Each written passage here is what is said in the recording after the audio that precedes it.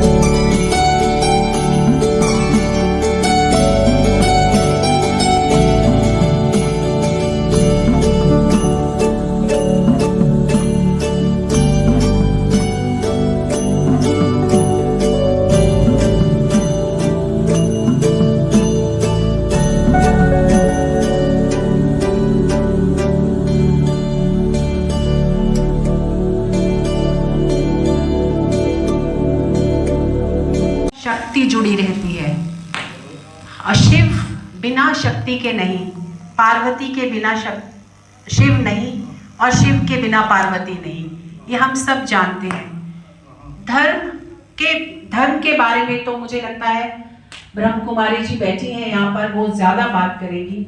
मैं महिलाओं के विषय में काम करती आई और ज़िंदगी भर मैंने इसी विषय में काम किया, और आज जब मैं इतनी सारी महिलाएं सामने देखती हूँ तो मुझे लगता है कि मुझे बात महिलाओं की और उनके सशक्तिकरण की और उनके राइट्स, उनकी जो राइट्स बनते हैं, अधिकार बनते हैं, उस पर बात करनी चाहिए।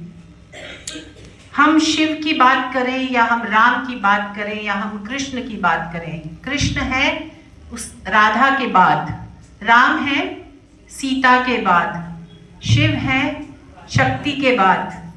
लेकिन असल जिंदगी में कहीं ना कहीं हम नारी शक्ति कुछ पीछे छूट गई। ये इस कारण से भी हुआ कि भारतवर्ष ही कई साल गुलाम रहा बाहर से आने वाली शक्तियों का। और जो बाहर से आए थे उन्होंने अलग अलग अपने धर्म प्रचार किया, महिलाओं पे ज्यादती करी, और उस ज्यादती के कारण हमारे धर्म में भी कहीं ना कहीं वो कुरीतियां सरकने लगी धीरे धीरे, जो दूसरे धर्म लेके आए थे। धर्मों का एक ही पहले तो सबसे बड़ा एक जो होता है कि हम एक दूसरे से प्यार करें, हम एक दूसरे की रिस्पेक्ट करें, हम एक दूसरे के अधिकारों का भी ध्यान रखें। लेकिन जो बाहर से लोग आए थे उनको लगा कि हम यहाँ पे इस जगह पे जहाँ आए हैं पहले तो इसे लूटे खसोटे, और यहाँ पे के लोग जो ज्यादा बुद्धिमान थे, जो ज्यादा मेहनत करते थे, भारत सोने की चिड़िया माना जाता था, सब कुछ था, उसको सोचा गया कि इसे लूट खसोट के ले जाया जाए, यहाँ गुलाम बनाया जाए, और गुलामी की प्रवृत्ति हमारे अंदर धीरे धीरे आती गई। और जब गुलाम बनाया गया तो महिलाओं को दरवाजे के अंदर बंद रखा गया। हम जो धर्म की बात करते थे हम भूलते गए, दूसरे लोग हमें लालच से, डर से हमें परिवर्तित करते गए, हम दूसरे धर्मों में जाते गए और भारतवर्ष के टुकड़े टुकड़े होते गए। लेकिन आज फिर से हमारा धर्म जागा है, मैं कहूंगी माननीय मोदी जी के अंडर, उनके मार्गदर्शन में धर्म ने पुनः जन्म लिया। मुझे लगता है धर्म ही नहीं, भारतवर्ष ने पुनः एक जो गुलामी की प्रवृत्ति थी हमारे बहुत सालों से, हम आजाद तो 47 में हो गए थे, लेकिन जो मानसिक रूप से आजादी की जरूरत थी वो मानसिक रूप से आजादी अब हम लोगों में महसूस होने लगी। और अब समय है जब महिलाएं भी आगे आए।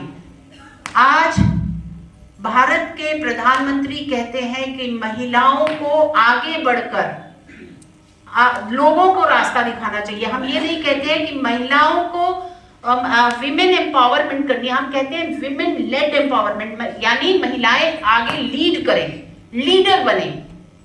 आप सभी जो महिलाएं यहाँ बैठी है, अधिकतर बुजुर्ग महिलाएं हैं, उनका आज बहुत बड़ा रोल ये है कि आने वाली पीढ़ी, जो उनके नीचे की पीढ़ियां हैं, जो महिलाएं हैं, जो उन्होंने सहा है वो ना सहे आने वाली पीढ़ियां, आप लोग उसको सुनिश्चित करें। कई बार देखा गया है कि महिलाएं जो मुश्किल से गुजरती हैं वो सोचती हैं हम मुश्किल से गुजरी हैं तो आने वाली पीढ़ी कैसे ना उन्हीं मुश्किलों से गुजरे, लेकिन हमें वो नहीं देखना है। हमें कहना है वो मुश्किलें आने वाली पीढ़ी के लिए हम दूर करें, उनको हम पूरी पढ़ाई दें, उनको हम एक काम करने की दिशा दें, उनको स्किल दें। अगर पढ़ाई नहीं करती हैं, हाथ का कोई काम जानती हैं तो वो भी। और बहुत ज्यादा जरूरी है कि महिलाओं को पैसा कमाना आना चाहिए। आप महिलाएं जो बुजुर्ग हैं वो भी जानती होंगी कि जब हाथ में पैसा नहीं होता तो क्या होता है। हम अपने पुरुषों को की तरफ देखते हैं कि वो हमारे हाथ में पैसा रखेंगे, लेकिन अगर हम खुद कमाएंगे तो हमारे को किसी की तरफ देखना नहीं होगा। आप सब तो अब बुजुर्ग हैं, मुझे लगता है आप लोगों को दिशा दिखाने का काम करना है। आज आप आगे बढ़िए, लोगों को दिशा दिखाएं, अपनी बेटियों को, अपनी पोतियों को, अपने पोतों को भी, क्योंकि समाज पुरुषों और महिलाओं से, दोनों से बना है। और महिलाएं बदलेंगी तो चेंज नहीं होगा समाज, पुरुष भी बदलेंगे तो समाज चेंज होगा। तो अगर आप महिला बच्चियों को सिखाते हैं कि आपको देर रात बाहर नहीं रहना, तो लड़कों को भी सिखाइए कि आप देर रात बाहर ना रहें।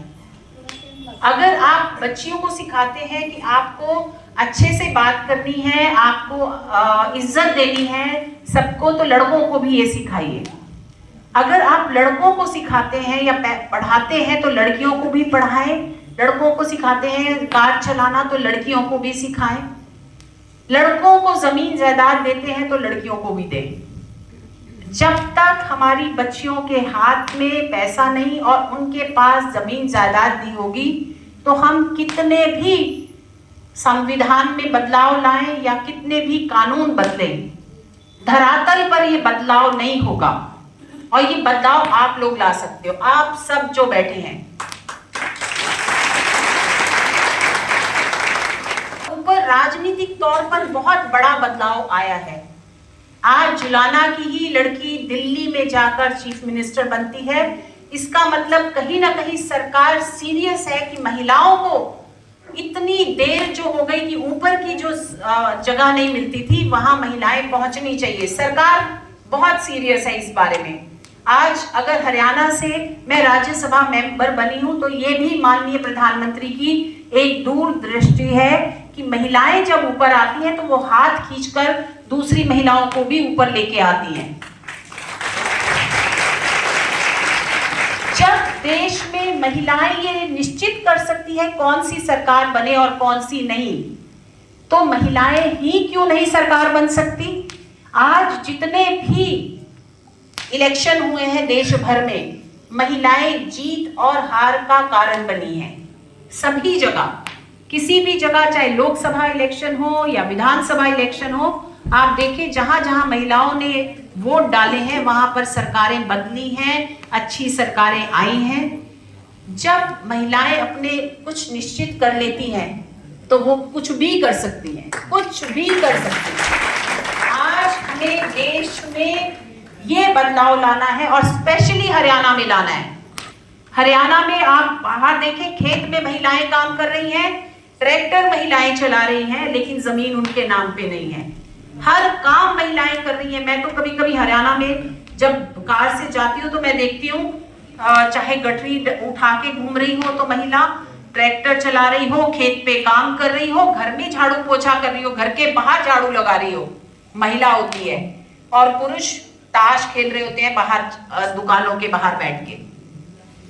होते हैं या नहीं होते हैं? तो आपकी बच्चियां नहीं खेल रही होती, ग्राउंड जितनी होती है ना, लड़के खेल रहे होते हैं। जबकि लड़कियां ही, हरियाणा की बेटियां मेडल जीतती हैं ओलंपिक्स में। लेकिन अगर बहुत सारी बच्चियों को ये अधिकार नहीं मिलेगा कि वो ग्राउंड में जाके खेल भी सके, वो बाहर निकल भी सके, या महिलाओं को भी ये अधिकार नहीं मिलेगा कि वो अपने मन की बात कर सके, केवल काम काम और काम, तो हम कैसे कहेंगे कि हमारा देश आगे बढ़ रहा है। तो आज ये समय है, और स्पेशली ये महिलाएं जो बैठी हैं वो आने वाली पीढ़ी का हाथ पकड़े, उनको अपॉर्चुनिटी दें, यानी काम करने का कहीं तो संभावना हो उनको आगे बढ़ने की। अगर वो पढ़ाई करना चाहती है तो उनको पढ़ाई। जब आप मक्खन निकालती हैं लस्सी का, तो उस लस्सी में जो ज्यादा मक्खन लड़के को देती है ना, उसमें से ज्यादा मक्खन लड़कियों को भी दिया, क्योंकि कल वही लड़कियां माँ भी बनेंगी। उनको नहीं, मोटी नहीं होंगी, लेकिन क्योंकि उनको खाने दिया, खेलने भी दिया जाए। जब खिलाए तो खेलने भी दिया जाए। उनको कार चलानी भी आनी चाहिए, साइकिल आना भी चाहिए, हर चीज उनको आनी चाहिए। और उनके हाथ में अगर स्किल होगा, उनके हाथ में पढ़ाई होगी, तो वो दुनिया की कोई भी लड़ाई जीत सकती हैं, कोई भी जंग जीत सकती हैं। हमारी देश की लड़कियां आज आर्मी में भी हैं। मोदी जी ने आर्मी में भी उनको भर्ती करने को पूरा अपॉर्चुनिटी दी है। हवाई जहाज भी चला रही हैं। एयर इंडिया में अधिकतर महिलाएं हैं जो पायलट हैं। ये भारतवर्ष में है, सबसे ज्यादा महिलाएं पायलट हैं। अगर आप आर्मी के स्कूल, एनडीए में भी महिलाएं जाने लग गई हैं आजकल। कोई साइंस में महिलाएं हैं, साइंटिस्ट महिलाएं हैं, कोई ऐसी जगह नहीं है जहां महिलाएं नहीं काम कर रही। लेकिन हमें मुट्ठी भर महिलाओं से काम नहीं चलेगा। हमें सारी महिलाएं, आज अध्यक्ष जी कह रहे थे मैंने 3 मंडल बना लिए 20 में से, तो मैंने कहा 3 में से 3 ही क्यों, 20 में से 10 महिलाएं मंडल में होनी चाहिए थी। हम कम से कम 50% हैं तो 50% पे अपना हक मांगना शुरू करें, और ये बहुत जरूरी है। जब हम मांगेंगे नहीं, हम मुझे बहुत बार कहा जाता था सरकार आ गई थी और मुझे जब कुछ बनाया नहीं गया था, सब लोग कहते थे रोगे नहीं तो माँ भी दूध नहीं पिलाती है, रोगे भी नहीं तो माँ भी नहीं दूध पिला। रोने की जरूरत नहीं है, हम इतने केपेबल हो जाएं कि लोग हमारी शक्ल देख के कहें ये ज्यादा केपेबल है, ये ज्यादा स्लिम है, इसको आगे बढ़ाना चाहिए, ये देश को आगे ले जा सकती है। तो आज हम सब आज ये प्रण लेके जाएं शिव जयंती के दिन कि जिस प्रकार रौद्र रूप में शिव ने तांडव किया था, अगर हमारा काम नहीं हुआ तो हम भी अपना रौद्र रूप दिखाना शुरू करेंगे। और ये हमें प्यार, महिलाओं को प्यार करना आता है, हमें प्यार की मूर्ति भी मनाया जाता है और हम हैं भी, हम ये नहीं कहते कि हम नहीं हैं, लेकिन केवल और केवल प्यार से काम नहीं होता, कहीं कहीं पे आपको रौद्र रूप भी जिस प्रकार शिव ने दिखाया था वैसा भी दिखाने की जरूरत होती है। और इसमें डरना नहीं चाहिए हमें, हमारे अंदर सब कुछ है, शिव भी मेरे अंदर है और शक्ति भी मेरे अंदर है। शिव के भी 2 रूप थे, दोनों, एक तरफ शिव और एक शक्ति, हम सब में शिव भी मौजूद है। शिव को ध्यान में रखते हुए हमें अपने आप को पूरी तरह से, और आज जो महिलाएं यहाँ बैठी हैं उनको है कि अगले आने वाली पीढ़ियों को हर रास्ते के लिए तैयार करें और यहाँ से प्रण लेके जाएं कि हम एक दूसरे का भी हाथ पकड़े, मुश्किल होगी तो हम एक दूसरे के साथ भी खड़े हैं, और इसी तरह से देश बदलते हैं, समाज बदलते हैं। बहुत बहुत धन्यवाद। बहुत बहुत धन्यवाद आदरणीय माननीय श्रीमती रेखा शर्मा जी का। हमारे बीच एक विशेष अतिथि